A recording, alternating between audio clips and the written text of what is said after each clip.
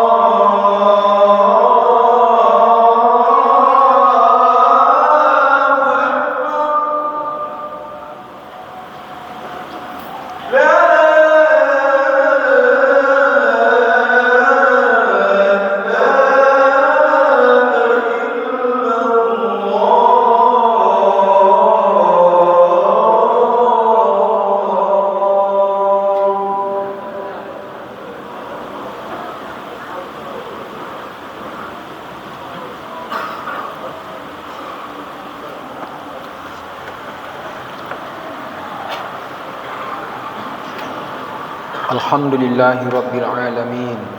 Hamdan na'imin wa bihi nasta'in ala umuri dunya waddin. Asyhadu an la ilaha illallah wa asyhadu anna Muhammadan abduhu wa rasuluh sahibus syarfi wal ihtiram. Allahumma salli wa sallim ala hadan nabiyil karim wa ala alihi wa sahbihi ajma'in. Amma ba'du fa ya ayyuhal hadirun inni usikum wa iyaya bitaqwallah faqad fazal muttaqun. Qala Allah ta'ala fi kitabihil karim a'udzu billahi minasy syaithanir rajim. Bismillahirrahmanirrahim. Wal 'asri innal insana lafi khusr illa alladziina aamanu wa 'amilus sholihat wa tawasaw bil haqqi wa tawasaw bis sabr. Shadaqallahul azim. Demi masa, sesungguhnya manusia dimanapun, kapanpun, siapapun, apapun status sosialnya, apapun jabatannya, dimanapun tinggalnya, semuanya akan rugi kecuali orang-orang yang betul-betul beriman pada Allah, beramal solih, dan saling berpesan terhadap kebenaran dan kesabaran. Surat Al-Asr ayat 1-3. Kaum muslimin yang dimuliakan Allah, mari kita terus bersyukur kehadirat Allah Subhanahu wa taala dan terus berusaha memperbaiki diri dan menguatkan keimanan dan ketakwaan kita kepada Allah Subhanahu wa taala. Kaum muslimin yang dimuliakan Allah, dalam kesempatan yang singkat ini khutbah diberi judul Rasa Terikat Diri Seorang Muslim kepada Islam, atau mungkin dalam redaksi yang berbeda, komitmen Muslim terhadap keislamannya. Judul ini diangkat sejalan dengan fenomena di berbagai penjuru dunia termasuk Indonesia, dengan terus terjadi kejahatan-kejahatan dan menunjukkan peningkatan yang signifikan dari tahun ke tahun. Dan akhir-akhir ini Sumatera Barat menjadi sorotan karena berdasarkan laporan dari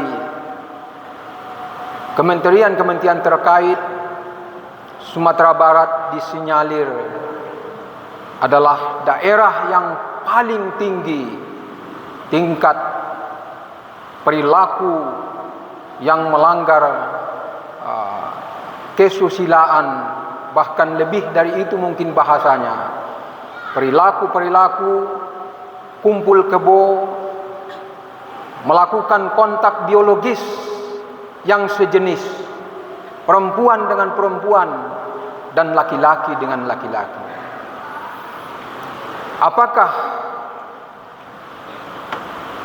temuan itu atau pernyataan-pernyataan itu benar 100%? Wallahu a'lam. Tapi dari informasi-informasi yang berkembang dari hari ke hari dari media, nampaknya menunjukkan memang Sumatera Barat perlu berbenah, menggunakan Islam ini sebagai tempat menggantungkan hidup dan menjadi basis dalam melakukan tindakan-tindakan.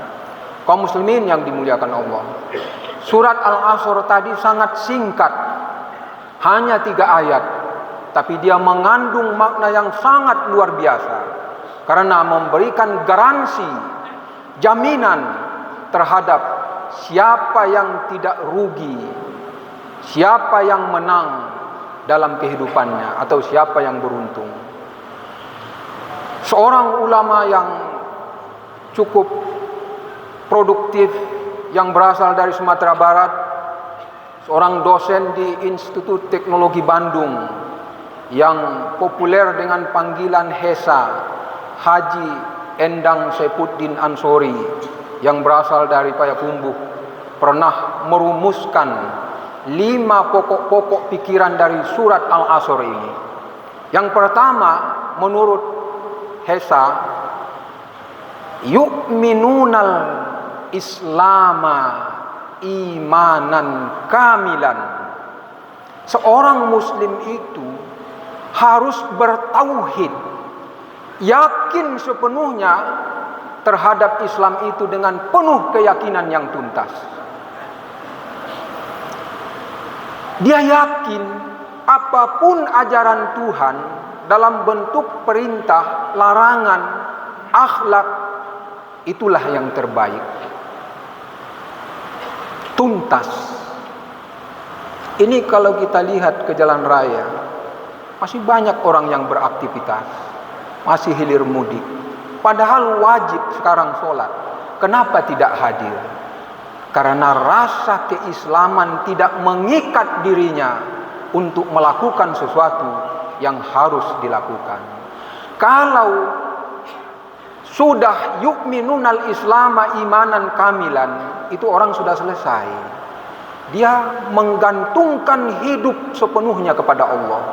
Rasa benci tidak akan ada, rasa bermusuhan tidak ada, karena dia punya Tuhan yang dia yakini sebagai tempat bergantung dan minta pertolongan. Kaum muslimin yang dimuliakan Allah. Yang kedua adalah iqamatul ilmi li taqwiyatul Islam. Iqamatul ilmi li taqwiyatil Islam. Membangun keilmuan untuk memperkuat Islam.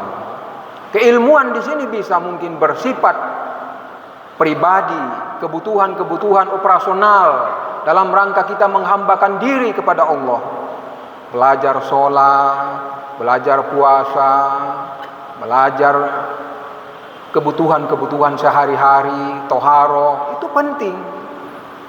Dan ini sering ditemukan misalnya dalam hal yang sangat sederhana. Nabi sudah bilang, kalau khatib sudah naik mimbar, jangan lagi ada berbicara. Tapi sering jemaah bercerita. Seorang sahabat pernah bilang kepada sahabat yang lain, laisa lakal jum'ah. Anda tidak ada pahala solat Jumat itu.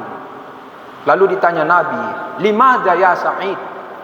Kenapa dia tidak dapat pahala? Lalu Sa'id bilang, huwa yatakallam wa anta takhtub. Dia berbicara saat Anda tadi ya Rasulullah menyampaikan khutbah. Kata Nabi, sodaqta ya Sa'id. Betul ya Sa'id. Ini kan hal sederhana. Kebutuhan praktis dalam rangka melakukan ibadah-ibadah ritual memang harus kita pelajari. Ini setiap hari ada pengajian di sini, menyampaikan informasi-informasi terkait dengan keilmuan termasuk yang bersifat pribadi tadi. Yang kedua, ilmu dalam konsep pengembangan hidup dalam rangka mengelola dunia ini sebagai fungsi khalifah manusia. Ada madrasah, ada SMP, ada segala macam. Intinya semua ilmu Tuhan itu harus dikuatkan. Kalau ada anak-anak yang gemar matematika, jangan dipaksa masuk tahfiz. Menghafal Quran itu penting, memahaminya penting. Tapi nanti kalau semuanya masuk madrasah, semuanya tahfiz, itu nanti akan ada ilmu-ilmu yang seharusnya didalami. Dia untuk membantu menguatkan Islam itu, kita harus belajar elektro. Kalau tidak, bagaimana membuat ini? Ini jangan-jangan bukan Indonesia yang buat ini, jauh sekali dari Jepang sana. Dan Israel sekarang, mengapa mereka begitu kuat, tidak bergeming? Bagaimanapun dihujat, dikritik, istilahnya anjing menggonggong kafilah berlalu. Mereka masih terus membunuh tanpa perasaan dan hati nurani. Karena mereka secara ilmu menguasai. Itu yang Allah bilang, yarfa'illahu alladhina amanu minkum walladhina utul ilma darajat. Ilma itu dia makrifat dengan alif lam. Jadi ilmu apapun itu bisa mengangkat derajat manusia, tapi harus dipayungi dengan iman. Ilmu itu akan menyingkap kebenaran, menguatkan ajaran Islam. Satu contoh, budaya Indonesia sekarang, dan tidak di Indonesia, di mana-mana, kebiasaan, maaf, ini tidak bermaksud untuk mengungkit dan mendiskreditkan jemaah yang memang terbiasa merokok. Merokok itu budaya, mengkonsumsi benda tertentu yang mengandung zat-zat nikotin. 2009 Majelis Ulama Indonesia sudah memfatwakan rokok itu hukumnya haram. 2010 diperkuat lagi. Muhammadiyah lebih dulu memfatwakan rokok itu haram. Secara pribadi boleh-boleh saja, kan pilihan. Tapi jangan lalu berlindung, itu kan baru fatwa. Dari mana kita bisa menyimpulkan dokter manapun di dunia ini pasti setuju rokok berbahaya? Karena dia berbahaya, ada atau tidak ada fatwa, rokok itu haram. Haram dia, andaikan pun tidak ada fatwanya. Haram itu adalah sesuatu yang berbahaya dan harus dijauhi manusia. Bahayanya, seorang pimpinan universitas di Kota Padang pernah anaknya terinfeksi paru-parunya karena nikotin. Lalu dokter bilang, ini karena nikotin. Dia bilang, saya tidak pernah merokok di rumah Pak dokter. Iya, Bapak tidak merokok di rumah, merokok di luar, merokok di kantor. Sampai di rumah Bapak menggendong anak, atau sekurang-kurangnya pakaian Bapak ketemu dengan pakaiannya di mesin cuci. Itu dokter yang bilang, berarti berbahaya. Kalau berbahaya, kaidahnya adalah ad-dororu yuzalun. Semua yang berbahaya ya harus dihindarkan. Tapi karena yu'minunal islama imanan kamilan tadi tidak tuntas, maka menjadi pilihan-pilihan lain. Warung-warung, toko-toko, supermarket, mall, itu rokok itu adalah benda yang terlaris. Jadi menguatkan Islam, ilmu pengetahuan harus terus dikembangkan. Yang ketiga adalah amalul Islam, mengamalkan Islam. Apa yang sudah diajarkan diamalkan, mulai sholat, puasa, zakat, haji. Dan satu yang sampai sekarang masih terus diperjuangkan, dan mohon maaf kalau di Muhammadiyah itu bagian dari ajaran yang selalu didedikasikan pada saat perkaderan, sholat malam, qiyamul lail. Malam itu jangan dibiarkan menguap dan berlalu tanpa bangun. Karena itulah momen bagi kita untuk mengupdate tauhid kita tadi itu. Setiap malam. Kecuali ada problem, sakit atau yang lain-lain. Bahkan di buku-buku termasuk putusan tarjih Muhammadiyah, boleh 1 rakaat kalau memang terpaksa. Kalau mampu 3, 5, 7, 9, 11. Tapi jangan tidak. Karena itulah kita naik ke Mi'raj, ke hadirat Tuhan, untuk menyampaikan seluruh problem hidup kita, baik suka maupun duka. Nabi bilang, as-sholatu mi'rajul mu'minin. Solat itu adalah media untuk naik ke hadirat Tuhan. kita menyembah kepadanya dan menyerahkan diri. Rabbi Allah, hasbi Allah. Tuhan, Kaulah sembahanku dan cukuplah Kau yang mengambil alih seluruh problem hidupku. Itu membuat orang kuat. Tidak ada hambatan lalu melakukan kejahatan-kejahatan karena memiliki spirit dan tauhid yang kuat. Kaum muslimin yang dimuliakan Allah, dan ini adalah keyword dari kehidupan kita, dekat kepada Allah Subhanahu wa taala. Maryam, Zakaria pernah datang kepada Tuhan.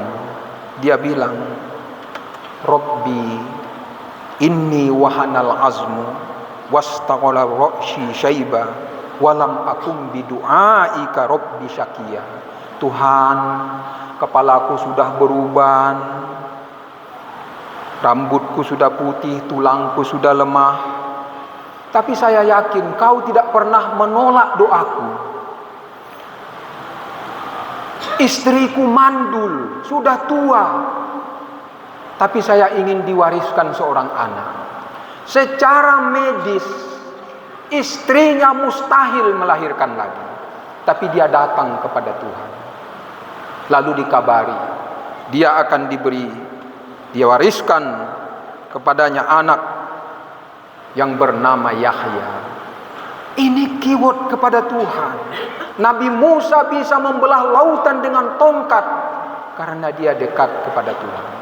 Kalau ada pasangan 5 tahun, 10 tahun tidak dikaruniai anak, silakan berobat ke dokter, ke ahli kandungan, tapi jangan lupa temuilah Tuhan.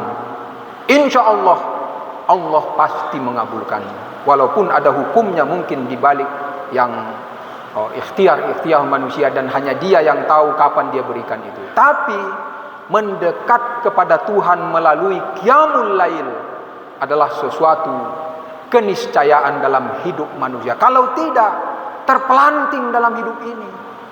Terpelanting. Yang keempat adalah dakwatul Islam, mendakwahkan Islam. Kita ini semuanya jadi dai, teladan. Seorang mama adalah dai bagi ponakannya, kakek dai bagi cucunya, orang tua dai bagi keluarganya. Kenapa kejahatan sekarang begitu mengkhawatirkan? Boleh jadi para orang tua tidak mampu menjadikan dirinya teladan dan contoh yang baik di tengah-tengah anak-anaknya. Karena pada akhirnya akan kembali ke rumah itu. Bagaimanapun bagusnya pendidikan di luar, tapi kalau di rumah tidak selesai, anak akan terbang meninggalkan cita-cita orang tuanya. Dia berawal dari rumah. Makanya rumah itulah kuncinya. Kita sebagai dai mengajak pada kebaikan dan mencontohkan kebaikan kepada anak-anak kita, pada lingkungan, dan tentu saja bisa berorganisasi sama-sama mendakwahkan Islam, menyebarkan, mengajak pada kebaikan. Sebab sampai sekarang falsafah sapu lidi, kalau satu dia tidak akan banyak gunanya, tapi kalau sudah diikat, dia akan menjelma menjadi sebuah kekuatan. Ini bangunan masjid ini yang kokoh seperti ini kan karena sama-sama diorganisir. Berapa miliar ini aset ini nih, itu karena diorganisir sama-sama. Walaupun ada orang yang bisa bangun masjid sendiri, tapi kan tidak banyak yang seperti itu. Yang terakhir adalah as-sabaru 'alal Islam. Menjalankan ajaran Islam itu memang harus kesabaran, ketulusan, bangun tengah malam, puasa, berzakat, berinfak, itu harus dengan kesabaran. Karena setan terus selalu ingin membajak manusia untuk dialihkan kepada jalan yang salah. Sabar dalam Islam. Semoga Allah Subhanahu wa taala memberikan taufik dan hidayah kepada umat Islam dan terus kuat dan memperkuat ajaran Islam dengan menguatkan keimanan, dengan memperkuat keilmuan, mengamalkan, mendakwahkan, dan sabar dalam menghadapi ujian-ujian dalam berkomitmen dengan Islam. Barakallahu li wa lakum fil Qur'anil azim wa nafa'ani wa iyyakum bil ayati wa dzikril hakim wa taqabbala minni wa minkum tilawatahu innahu huwal ghafurur rahim.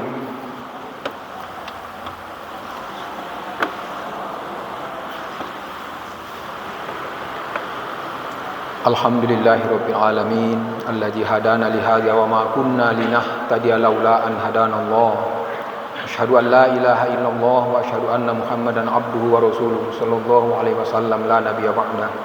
Allahumma shalli wa sallim ala hadzal nabiyil karim wa ala alihi wa sahbihi ajma'in. Amma ba'du fa ya ayyuhal hadirun inni usikum wa iyaya bitaqwallah faqad fazal muttaqun. Qala Allah Ta'ala fi kitabihil karim.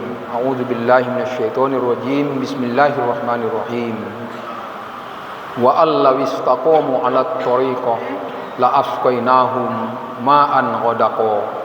Seandainya kamu terus berkomitmen pada jalan yang lurus, pastilah kami suguhkan kepada kamu kehidupan yang damai dan sejuk. Innallaha wa malaikatahu yusholluna 'alan nabi ya ayyuhalladzina amanu shollu 'alaihi wa sallimu taslima.